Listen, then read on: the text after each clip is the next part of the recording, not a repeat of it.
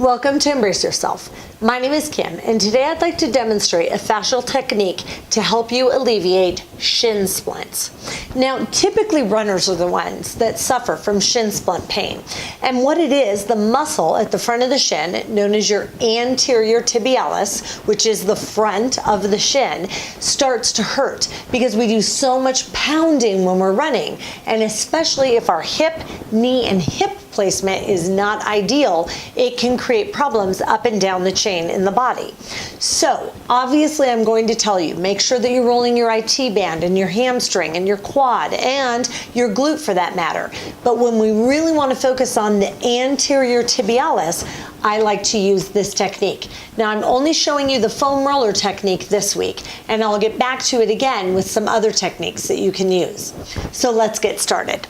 When you're working on your shins, what I want you to do is take your foam roller and place it directly underneath your knees. I never like to place my kneecap directly on the foam roller. I don't like to put that much pressure on that particular joint using this tool. So what you do is you place your roller and then you shift forward, and I'm super light on my upper body right now. I'm really focusing on rolling out my shin, that muscle, the anterior tib. And I'm going to go all the way down from the top of the knee to just above where the foot and ankle connect. So I go down, and anywhere where I find a point of pain, I'm going to sit and hold on that pain.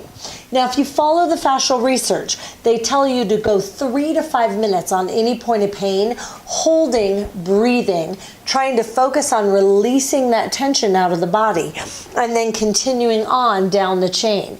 Every point of pain, I'd hold 3 to 5 minutes. Now, that's what we do when we use the foam roller. From here, I'm going to shift my weight slightly, and you'll see I'm rolling towards my left side, and that is allowing me to stretch out and release the fibularis muscles. So we've got anterior tibialis, which is at the front of the shin, and then you've got fibularis longus and brevis that are on the sides of the lower leg. So I like to do this because I want to make sure, now you'll see I'm shifting to my right side, I'm looking for any points of pain there, and I'm going to breathe and hold onto them. The reason this is so important to breathe and hold, we know that we have both physical and emotional trauma stored in that fascia. So we want to make sure we're addressing both. Now again, from this angle, just so you see, we roll from the top of the knee down to that ankle. Then we come back, and again, any point of pain, I want to sit, rest. I want to be one with it, to let it go. And then you'll see I start to shift my weight to one side. So now I'm shifting to that right, and I just slowly roll towards those ankles, and I'm holding wherever I feel pain. And then I shift over to my left and do the exact same thing.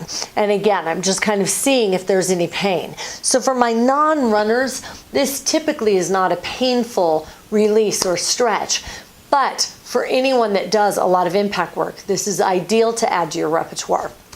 So that is it. That is using a fascia release with the foam roller for that lower leg. Now, next week, we'll focus in with some other tools so that you have a variety of implements that you can choose.